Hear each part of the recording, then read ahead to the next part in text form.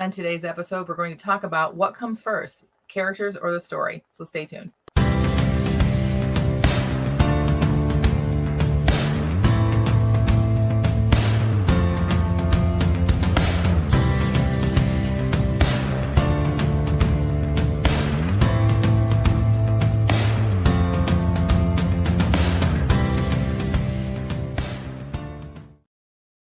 Welcome to the Christian Indie Writers Podcast, where we inform, encourage, and support Christian indie writers on their journey toward publication. I'm Jennifer Carl Tong, and I write historical Christian romance. I'm Christina Catane, and I write Christian fantasy. I'm Jamie Hirschberger, and I'm afraid to come off mute. How's Nope, the you're background good. noise? It sounds great now. All right, good. Woo, I was afraid. Well, welcome everybody to the podcast. We're so glad you're here. We're very appreciative of those that come and join us live, like our friend Shell Vess. Hi, Shell. She's here already early today. If you have never joined us live, we'd love you to do that. We go live every week on Fridays at 10 a.m. Eastern, and we do the podcast live along with a great group of chatters. If you've never done that, please come over and join us. It's a great community. Speaking of community, you might also want to head on over to Facebook and join our Facebook group. We have, it's a growing group with a bunch of supportive people. We have a lot of fun over there. They've been having a lot of fun without me. I've not been very active over there, but I really appreciate everything that is going on over there. If you're just a listener, if you don't care to see our beautiful faces and you just want to listen to this podcast, we appreciate you too. And we appreciate if you would like and subscribe in all of the different places, because it helps other Christian writers find this podcast and find this great community of writers that they can be encouraged by and encourage in turn. Liz Henderson is with us here as well. Good morning, Liz. All right, so this is the part of our podcast where we always start off sharing what is new in our lives. And so, Jamie, I'm going to ask you first. Jamie, what's going on with you?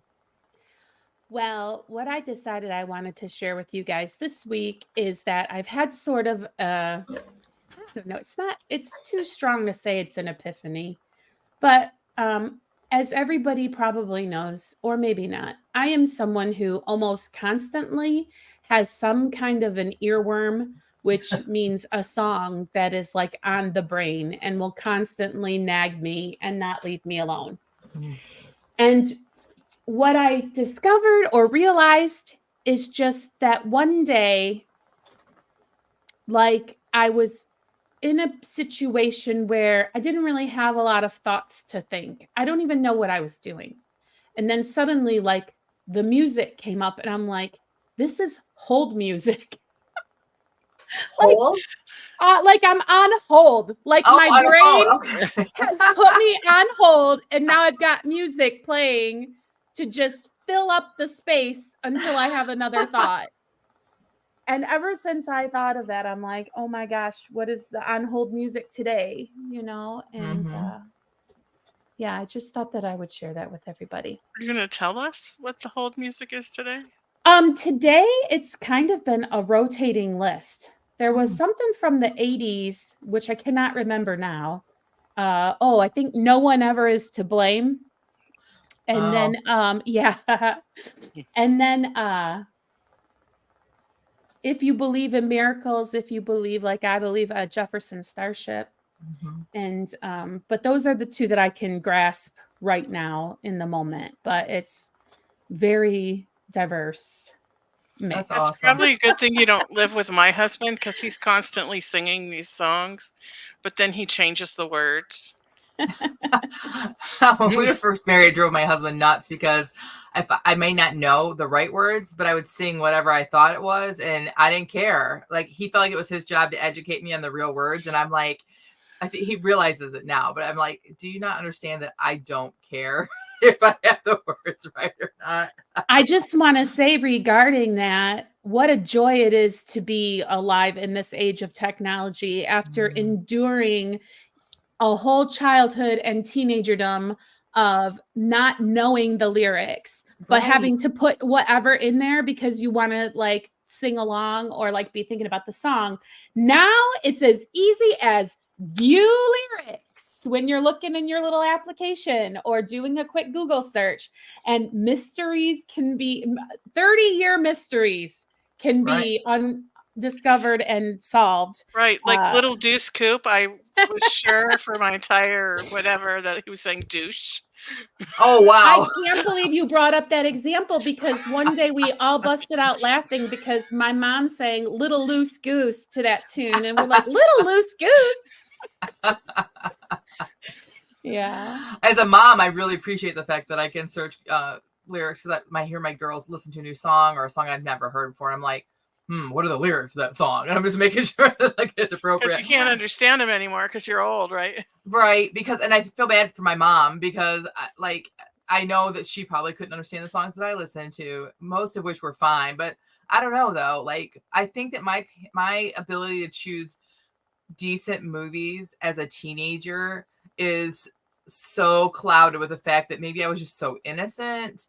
But like, I try to go back and watch movies that I watched at that age, and they're horrible. I would never let my teenager watch those. And so I think maybe the music I listened to was bad too. Not most of it, the really popular stuff.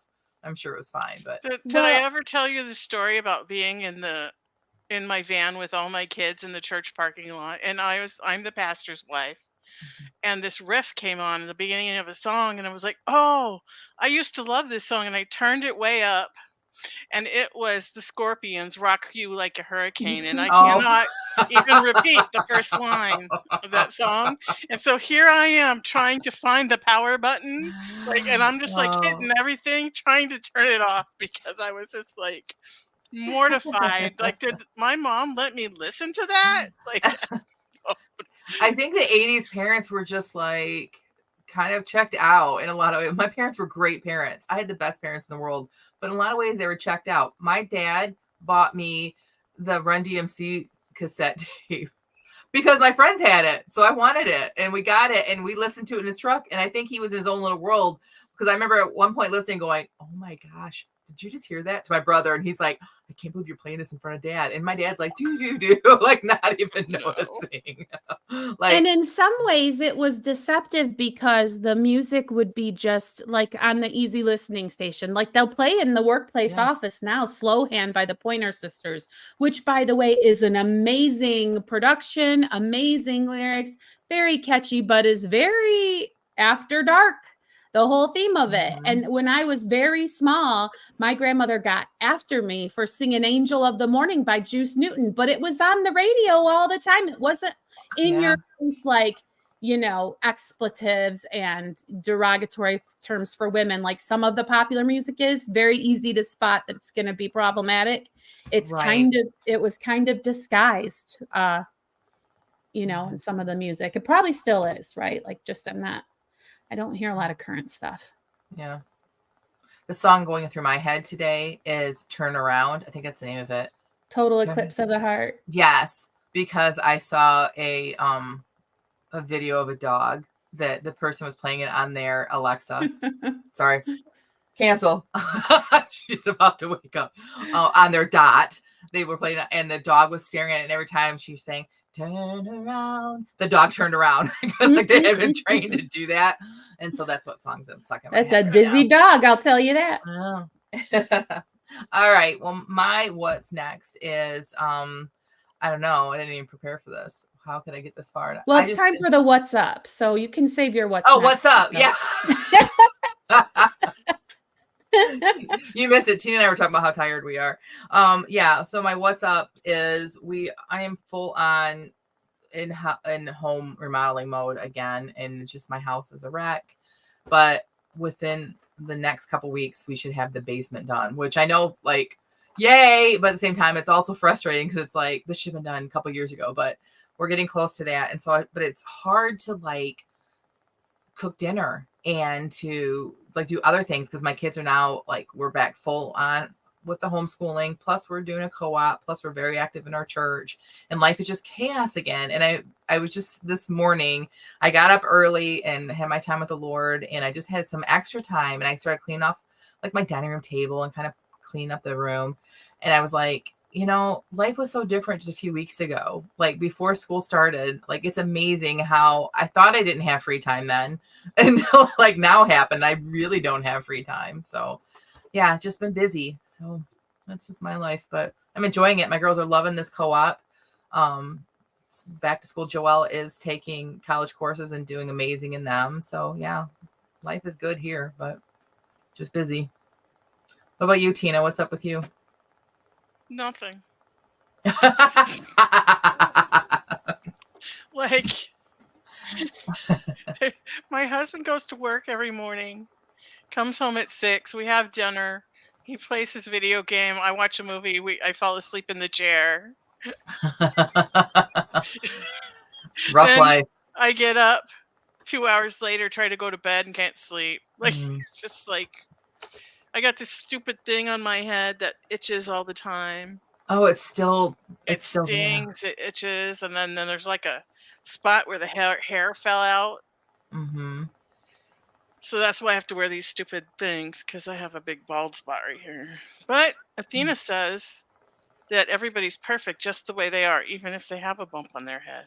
Aw. Aw. Did I say that last week in the What's Up? I don't think so. And I wasn't here. I don't know. Never My mind. internet was breaking up, so I don't know either. She also told me that she likes to hang out with all of her family, even you, Grandma. Even you. And then followed that up with that I'm perfect just the way I am, even if I do have a bump on my head. So Even you, I was Grandma. like, I don't need any more compliments from you right now. Like, let's just move on. Kids are the best. Oh my word. So she's coming over today, maybe, and so we'll see if she has any more nuggets of wisdom for me. I know what I should have said last week when I was here. Speaking of kids and what the You things weren't they say. here. I know I wasn't there. My baby turned 13 last week. Wow. Yeah, my baby, like the youngest, is a teenager. So as you're talking about Athena, it just makes me like, my girls aren't babies anymore. My youngest turned 20 last month. Yeah. Wow. What's that one guy that says grandchildren are the reward for not killing your teenagers? I had a mom talk to me last week and this week. She sought me out at the co-op. I don't know, just because she saw I had teenagers, and she's like, and she's a little bit younger than me, but I don't know if she is actually, but she has teenagers. But I had my kids later in life. But she's all stressed out with like, how do you like, is it getting any better? And I was like, I don't know. Maybe it depends on the kid. Every kid is different. So, and then, they go off to college, and that's a whole new worry. And then they come back from college and, move back in with you. And then that's a whole new thing. And then they go off on their own. And then there's new worries, things to worry about. So it just, I'm really enjoying my daughter at this stage because she has her new baby and she wants to come over to my house every chance she gets. So I'm not complaining. Yeah, that's awesome. Yeah. All right, we have a what's up in our chat. Everyone else is being quiet, but Catherine says, "What's up? I'm taking the empathy intensive through the Better Faster Academy this week. It's been amazing." What is the empathy intensive? What is that? That's through Becca Syme, Okay. Write Better Faster. And so once you get your top 5 of your strengths, you can take these intensives, which are basically little mini courses about that whatever strength. So I'm learner, intellection, input, context, and ideation. I've taken all of those intensives. So it's basically like a deep drill down into your specific strength and what it looks like in your life. Interesting. Yeah, Catherine, they're really good. Yeah, I want to hear more about that once you're finished with it. So, all right. So moving on, today's episode is part of our series where we are going back to the basics. So many times when we meet people who want to be writers or that are new writers, they ask us a lot of the same kind of questions or core questions that we realize that like other podcasts aren't talking about. So we thought we would take some time and talk about these things. And one of the questions that I get a lot, I don't know about you ladies, but when I meet someone who finds out I'm a writer and they've always wanted to be a writer or they're just starting off, is they want to know, where do I start? Which is a very big question, right? Like, did you guys ever feel that way when knowing that you wanted to write? Did you like struggle with where to start? I didn't struggle where to start. I struggled where to keep going because I Mm, would get these ideas and then I would write like maybe a scene or two mhm. and then I would just keep tweaking those. But then but my learning curve was how do I go from a scene or two to an entire novel? Right. That was my struggle. Gotcha. For me, I came to writing really through NaNoWriMo. So Mhm. the where to start was very much, read everything you can on the NaNoWriMo. They had Right. preparatory information and things like that, even way back then. Right. And so, but if someone came to me asking this question, I think, oh no, now I'm going to have another on hold music. Where are you now? You know, because you're coming at this idea Right. with some kind of baggage behind it. Like you're Mhm. not just going to be like, oh, I think I want to be a writer without like something already either, oh, I heard writing was a get rich quick thing, or oh, I have this ideal in my I head, wish. or right. Mhm. But I'm saying if you're coming with that, then Right. the answer is going to change. You know what I Right. mean? And we've had lots of episodes and lots of discussions about like how we're different in the beginning stages. Are you a plotter? Yes, I am. A pantser or a discovery writer or somewhere in between, a planter, we like to call them. And so it's a very, I don't want to say divisive conversation, but it kind of pigeonholed all of us. But we started talking about how we think that there are maybe some common areas, though, that even if Jamie is a discovery writer, but I'm a plotter, where there's probably at some point that we maybe have similarities in where the story begins. So that's kind of where this topic came from, is talking about what does come first, like maybe even before I would get to the plotting part of it, possibly. But so being in years together, like we have like had this discussion, so we thought we'd have it online. So my first question to you ladies is, how do you begin a project? Where, like, what is the first thing that happens for you if you're going to start a project? Well, for me, it starts in my imagination. Mm, Like I'm a daydreamer. I do it a lot. I'll daydream up a scenario. Sometimes it'll be like I'll read a book or watch a movie and then I'll like continue it in my mind. mm-hmm. Like, the movie ends and you're like, "What?" So then I like continue it. And sometimes things come out of that. Sometimes it's just I don't know. And then it'll go from the imagining and the daydreaming to writing that scene that I've been kind of regurgitating in my mind. Mm-hmm. I would have to say I'm the same.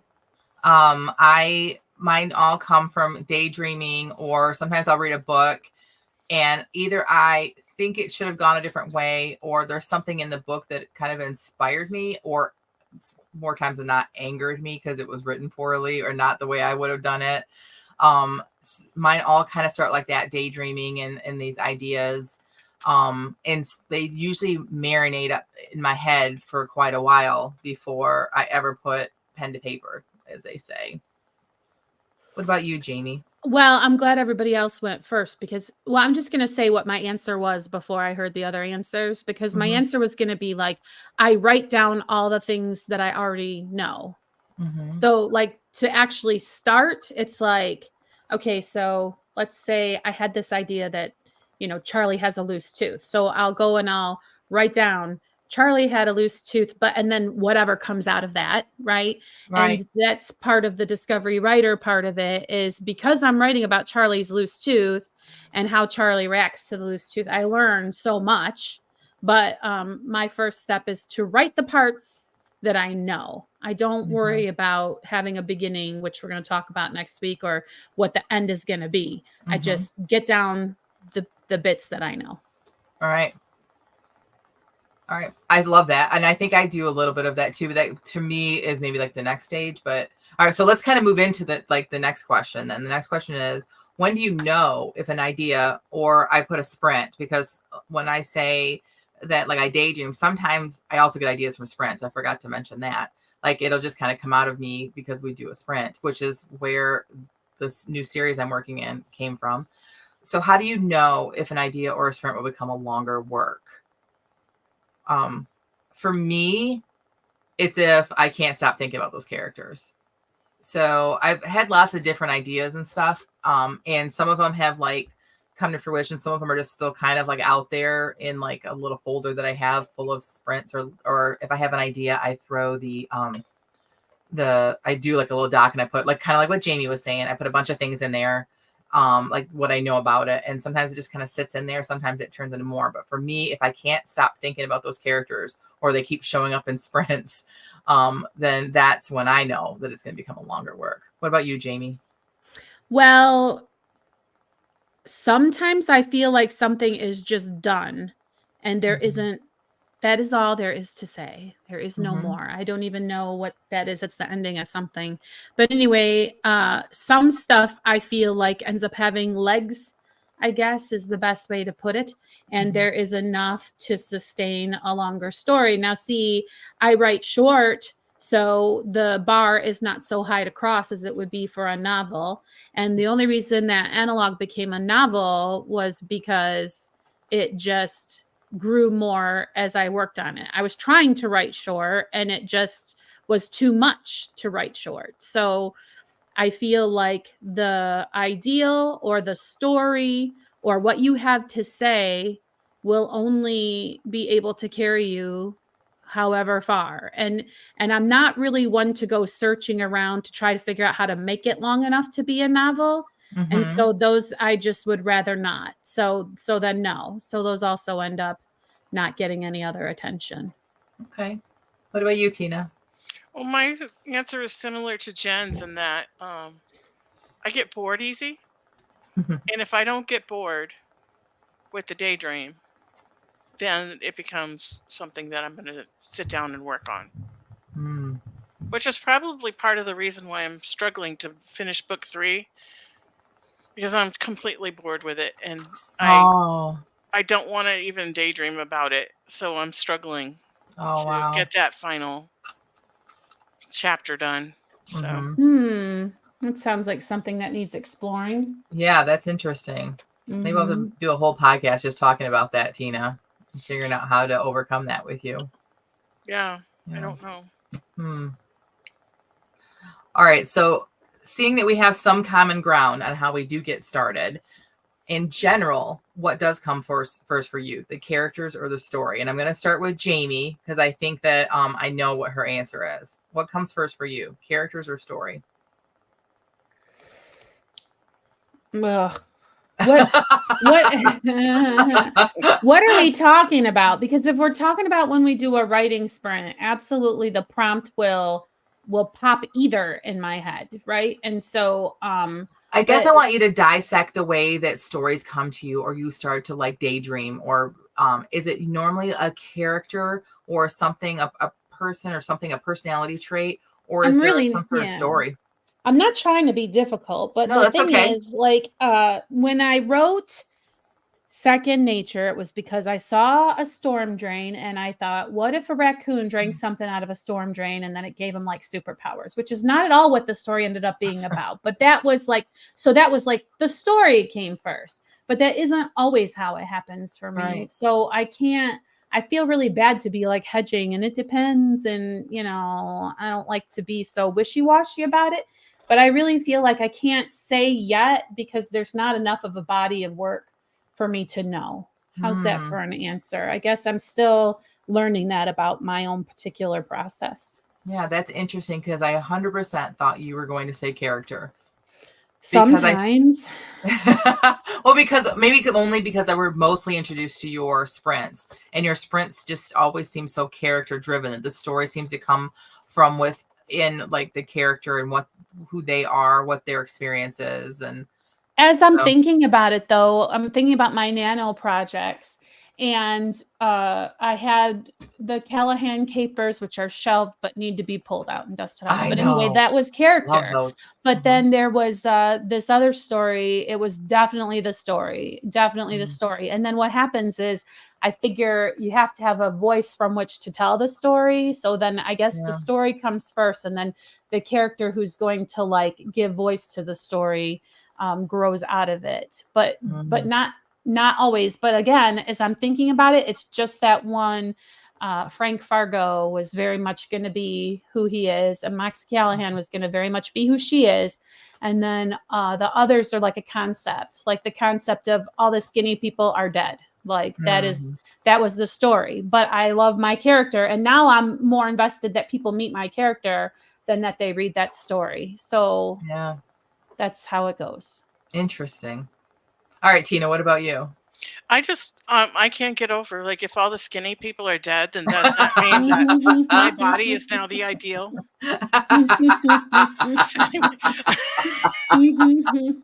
Sorry. Yeah, I'm gonna say it depends too, because it depends on what inspired me in the first place. Hmm. So if I had, like, my first novel was an idea. It Mhm. was like a what if we lost the New Testament and then Right? working that out. But then there's sometimes that I get inspired by a character and I think, well, what would this character do in this situation? And I do a sprint on it. And like that's and like I'm thinking about the sprint I did today, and I've kind of been playing with this idea of writing a thriller. Mhm. So it's kind of both. It's kind of an idea and a character rolled into one, because what would a female character in a thriller be like? And like if she had no training, like she's not a military person, she's Mhm. not a cop, she's just a regular old lady, like, and so like literally an old lady, Mhm. because she's gonna be my age, but yeah. So it's like an idea and a character rolled into Mhm. one. Interesting. What about you, Jen? So my answer is different as the opposite of you guys. I think story always comes first for me, but character is more important. So let me explain.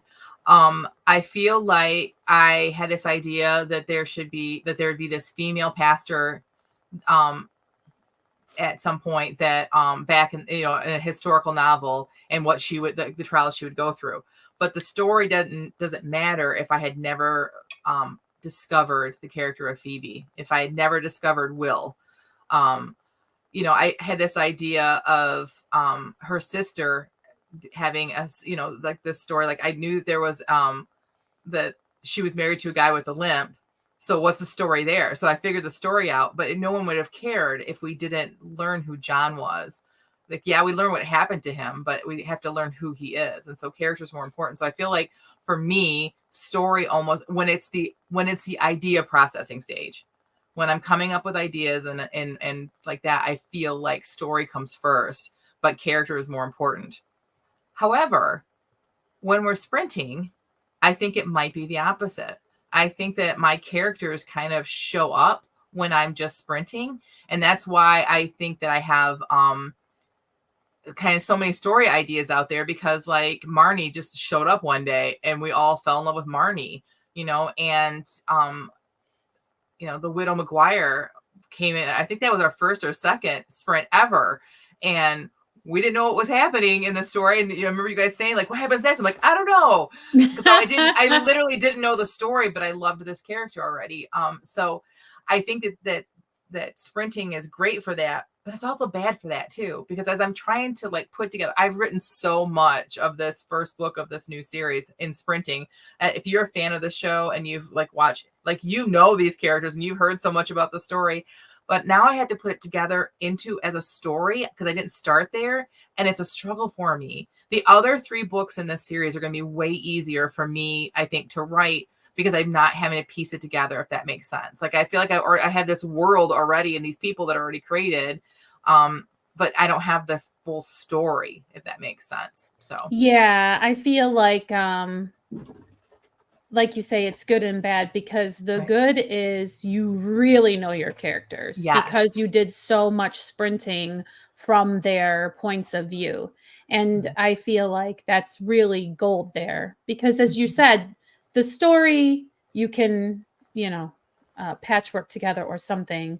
But since you know your characters so well, I think that your readers will also know them and love them. So I think sprinting can be really good for that. I agree. Liz, let's see. Liz Henderson says, I get so few ideas. So since I don't have much to choose from, I pursue most of them.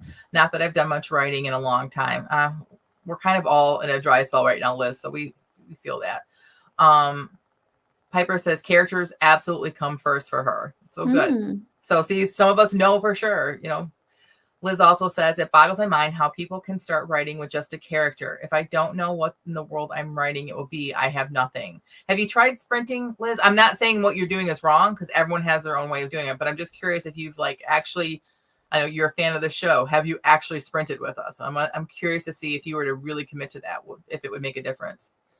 And Catherine Carroll says, sometimes mine start with an idea of a story, but even then the character pops up and takes over. Character is always the driver. Yeah, and I've told this story before that one of my heroes in writing is Jeanette Oak, and she was the first Christian romance I ever read as a 12-year-old. My grandmother gifted me a set of books, and I just fell in love with the books. And I got the opportunity to watch back when, remember Periscope?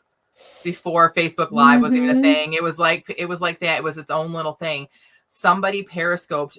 She was at a little mini conference for people that were fans of that show, When Calls the Heart. It was the first year of the show, and they brought her in, and she was like at that point, I think 83, very sweet little lady. And I will never forget. They asked her about writing, and without even thinking, without even questioning it, she said, "Characters matter.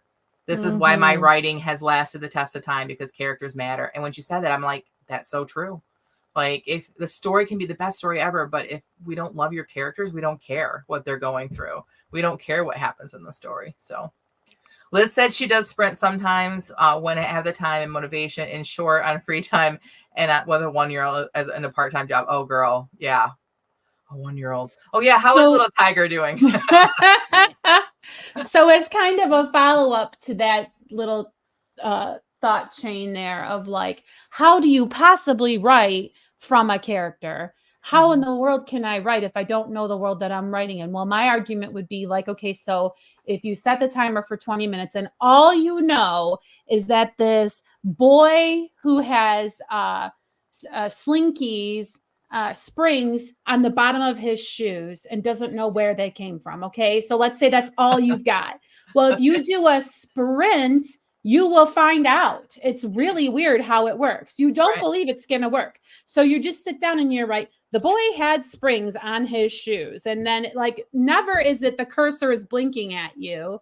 It's either someone in the room reacts. It's either, but this was typical because his sister had a kangaroo pouch and a tail or whatever. Like it will come to you, right? So that's how people, I think, start with a character is they know that this person exists, and then the world around them is, it's kind of a, because of that sort of a process, I believe. Yep. How would they react in a situation? Yeah. That's how you can find out who your characters are, is put them in a situation that is rough. Even if you don't ever plan on using it in your story, you don't know who your characters are, put them in a weird situation, put them in a tough situation and see what happens. Yeah. All right. So once you've decided on character or story, wherever you start from, what happens next in your writing process? Tina, let's start with you. Well, I usually write multiple scenes, maybe from the beginning, but the scenes that have inspired me. And then I sit down and I try to figure out, I don't really do a full outline. It's more of a beginning, middle, and where am I going to end up kind of goalpost kind of thing, where I'll figure out like, what is my hook going to be? What is the, that middle climax, the thing right in the middle, like the word is eluding me, and then my climax at the end, like what are those things going to be? And then I sit down and start writing, and in the writing process figure out how they're going to get from here to here. Gotcha. For me, you guys are not, I know this is going to be a big shock to everyone, but I plot it out. Once I have the idea, then I start plotting it out, and I do my trifold, which of course I don't have one right handy that I can pull out and show you guys, but you can look at other episodes. But this is at the point that I would start to, even if I don't know fully my characters, I start to plot it out with Post-it notes. And can that change? Ultimately it can, because if my character's personality emerges different than what I thought it was going to be, then little things change. But generally, I think that because the story, whatever story I come up with, I think that I know who these characters need to be for that story to be true, that I think it doesn't change that much generally for me. So that's the next thing for me is plotting. What about you, Jamie? Well, I accidentally answered this question first. It's, That's true. I sit down and I write the parts that I know. That's Yeah. what's next for me. And typically my first drafts have been during Nano. And so it's perfectly suited for that, which Yeah. then I'm glad that we have next week's topic, because then chapter 1 ends up being this big mammoth of a chore. Right. So, Right. mhm, And for anyone wondering, next week's episode is how to write the first chapter. We're going to be talking about that mhm. next week. So, yeah. So, you guys have any other things you want to say before we close this out?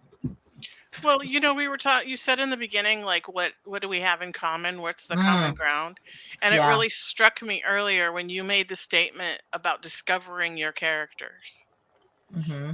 So, like, you might be a plotter, but there's still some discovery going on in there. And Jamie might be a pantser, but like she still has to figure out what her first chapter is going to be, and that kind of thing. So there's some planning and plotting going on there, and I'm like totally in the middle where I do both Right. deliberately. So like I think that brings it all together of Mm-hmm. what we have in common, and I think the one thing we have in common is we're all different, we're all unique, Uh-huh. and we have That's that in true. common.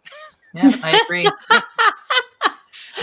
That's great. And I'd love to say one more thing too. And Jamie talked about writing things down. Even though I'm a plotter, I come to parts of in my writing that I just don't know. So then I will sit down, and what I do is I do it all caps, so I know that I'm not keeping any of it. Like I need like that kind of like for myself when I'm looking through something, and I'll say, and then she does this, and he did that, and maybe this is what's gonna happen. Like it's just nonsense of like, maybe this will happen and that, and like, but for some reason we have to make sure that this person is not at the dairy farm right now. They have to be across town, and how am I going to get them there? So yeah, I think that there's a lot of each of us in each other in our writing, so as well as being unique. So all right, that's awesome. All right, so here comes our favorite time, especially Jamie's favorite time of the podcast, and it is our feeding in the backs. And here's how our feedback works.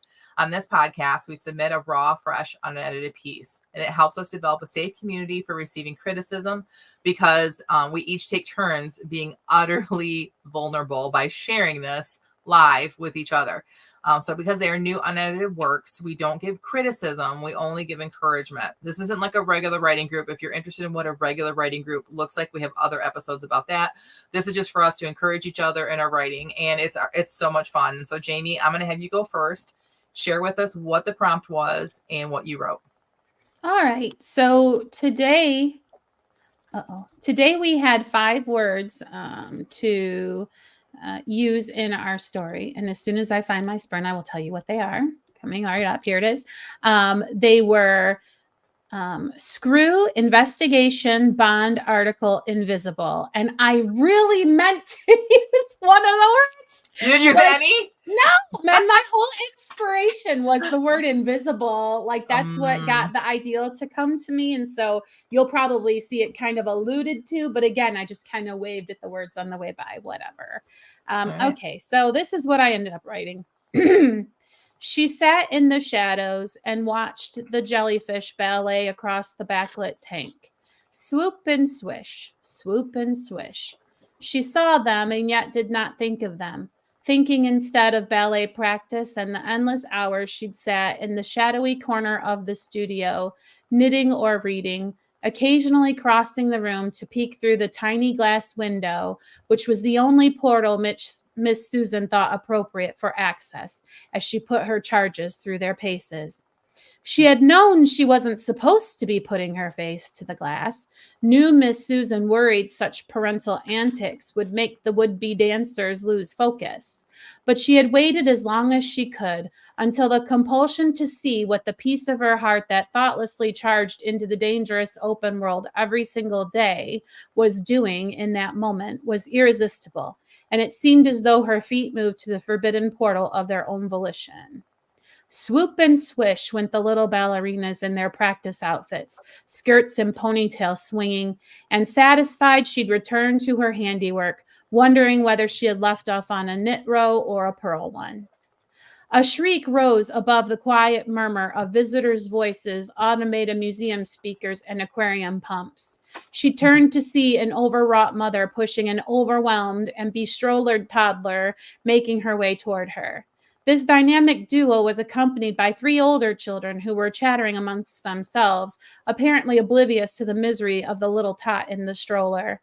They ran up to the jellyfish tank and oohed and awed, oblivious to the fact that they were disturbing her view. Sorry, came the sheepish voice of the mother. Girls, she began, but the disturbance was welcomed, and the shadow-dwelling woman assured her of this. It's been so long since mine were that age. I remember. Thank you, the mother said, and both women looked down at the now silent toddler, who was staring wide-eyed at the woman in the shadows. Hello, young friend.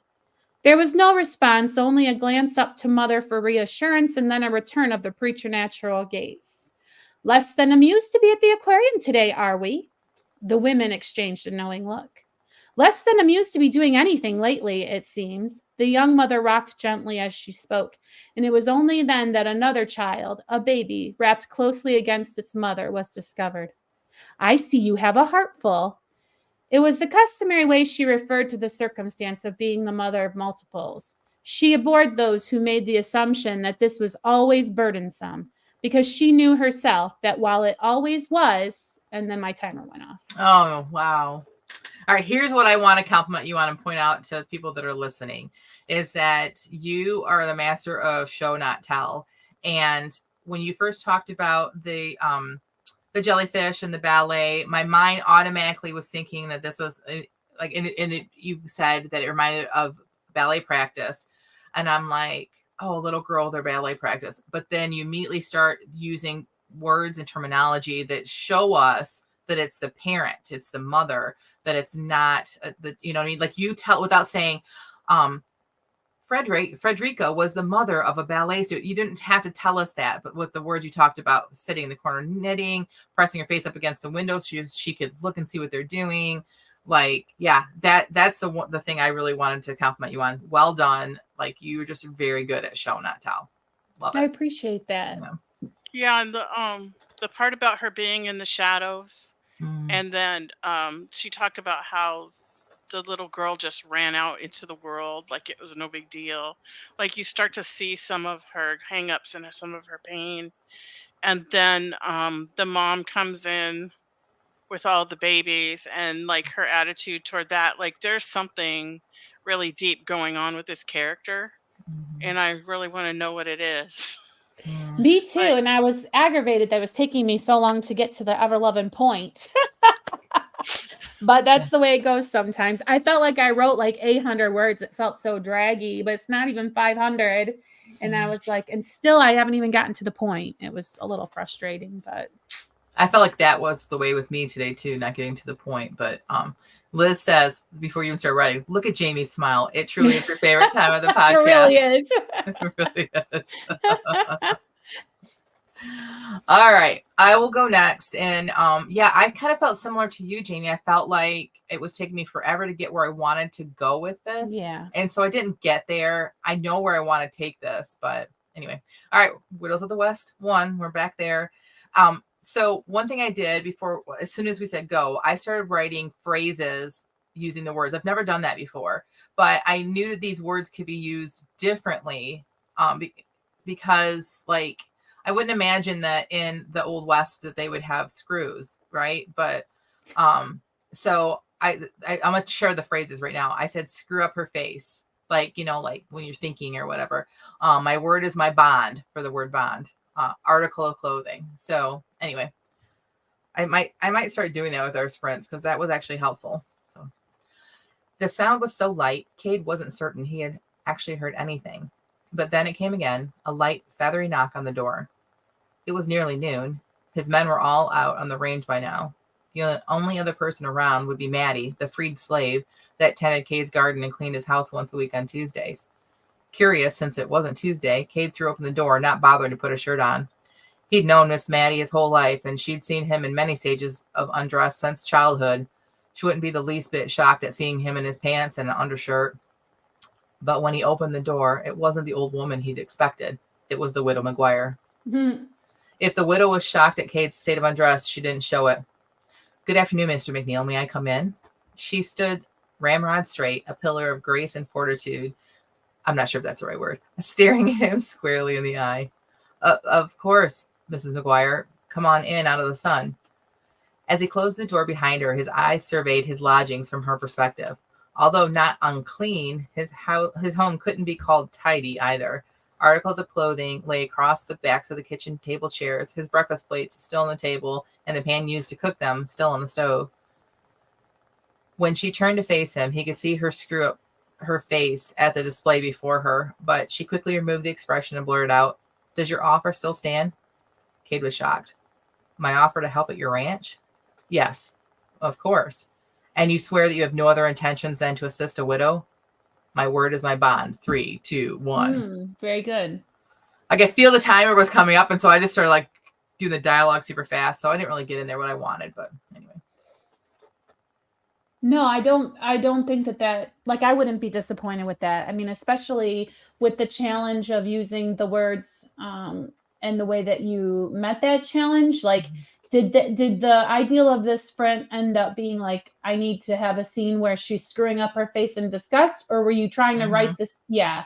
So there you've got now a transition kind of a moment too, because she's there to accept a previously made up, like, see how this could really be helpful if you were looking to have that piece fall into place for your structure, you know? Right. So interesting. That's really interesting. I liked that. I liked going through that process with you. Thanks. And I always love the dynamics between those two. Mm-hmm. And especially from his point of view, that was fun. Yeah. And just Yeah, for you, like- just so for your information, this guy called Archytas invented the screw in 400 BC, Oh, and he was considered the founder of mechanics and was a contemporary of Plato. wow. Interesting. Thanks for Like, that. Sorry, my input and my context forced me to look that up. Unfortunately, that's making my brain rabbit trail because, like, I only ever saw Charles Ingalls hammering nails. Right.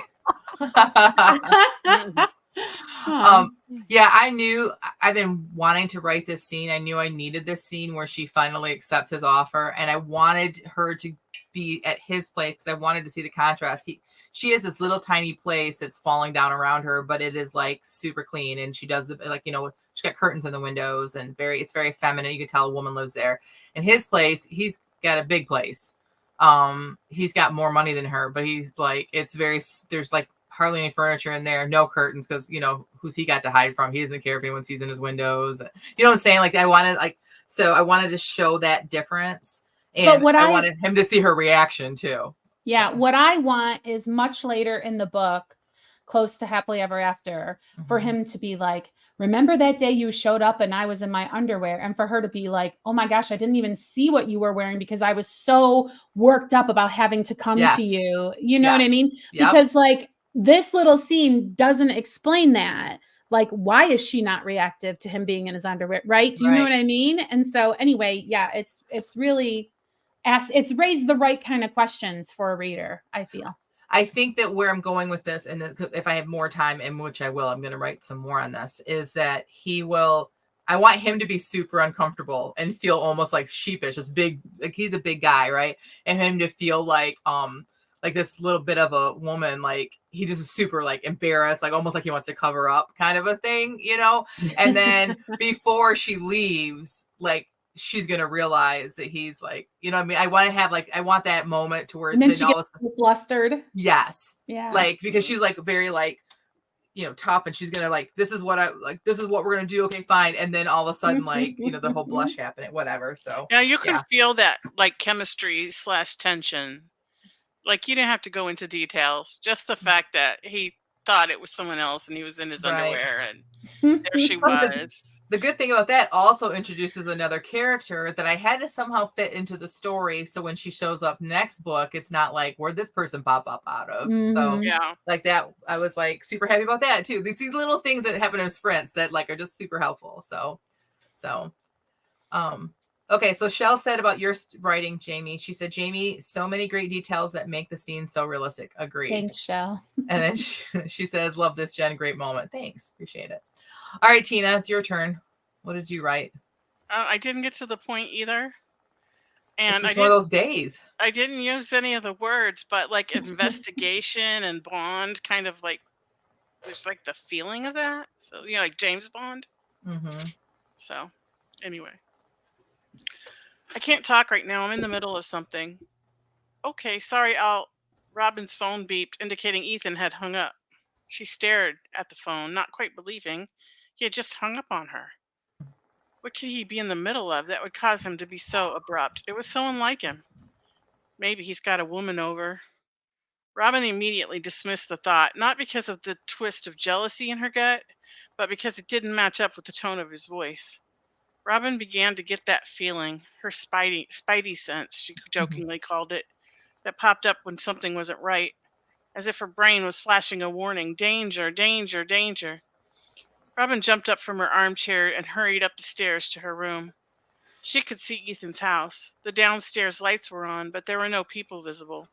2 identical black SUVs were parked haphazardly in the driveway, a third in the street. The spidey sense got stronger. Robin needed to do something. She dismissed calling the police. What if those SUVs were his own men and they just had an urgent job to do? There was only one way to find out for sure. She ran downstairs and out into the attached garage, pressed a section of the wall, causing a panel to open. She closed it behind her and hurried down the metal spiral staircase into the room below, her secret lair. The title for what was essentially a safe room but could serve as a bunker in case of an apocalyptic event always made Robin smile. Her author's sense of humor at play, but not tonight. The sense of urgency in her gut compelled her forward. She hurried over to her desk filled with 3 different computer monitors and wiggled the mouse for the middle one. She clicked the drone icon and the camera feed filled the screen as the drone lifted off from the place she kept it in a hidden recess in the roof. She'd bought the thing while researching a book where drones were featured heavily in the story. What better way to know what she was talking about than to have one of her own? She flew the drone over Ethan's house, then began to lower it until she could see in through the large French doors that led out onto a large patio. And then the timer went off. Oh, my what word. a nosy so-and-so. Well, not only is she nosy, why does she have like a hidden room with all these computer screens? She's and like Batman, but a girl. right? Like Well, she's a thriller writer, and she's got like this safe room in her house. I gotta she say, if you have the jokingly calls it money and don't have a safe room, there's something wrong with you. Secret passages, tunnels, you Yeah. gotta have them. Right. Like, this Oh is my my gosh. dream home, okay?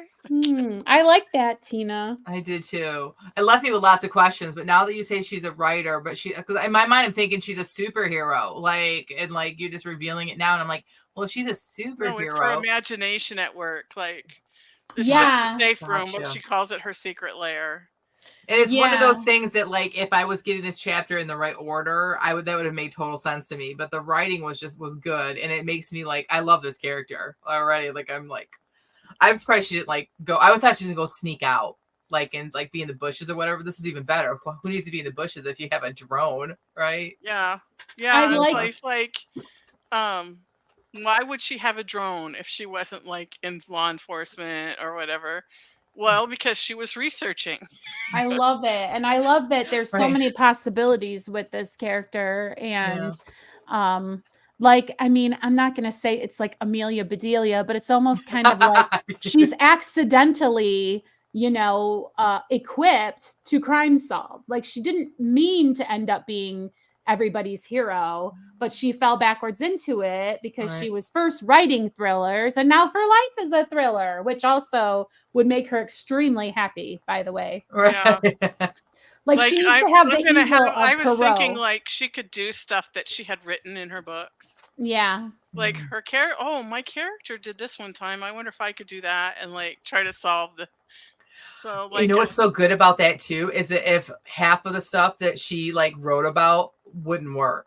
Do you know what I'm saying? Like, Yeah. like it would be like, so she tries doing it and like legitimately like this just is not going to work. That And you know then how- there's always the same guy who sees her being ridiculous. Like she's dangling from a waterfall and like he walks up and is just like a real What? FBI agent or something. Yes. Oh, that would be so great. But lots still of be a thriller. Do possibility. you know what I mean? Yeah, Like still make it a thriller. Yeah, That's but her awesome. crazy imagination like gets in her way. I love Yeah. that. Like, is he really in danger, or is it just because she writes so many of these books that she automatically like? Right. Right. He just There. wanted to watch a movie and his popcorn was hot and ready right now. And so he didn't have time for Or her. he had diarrhea. Like,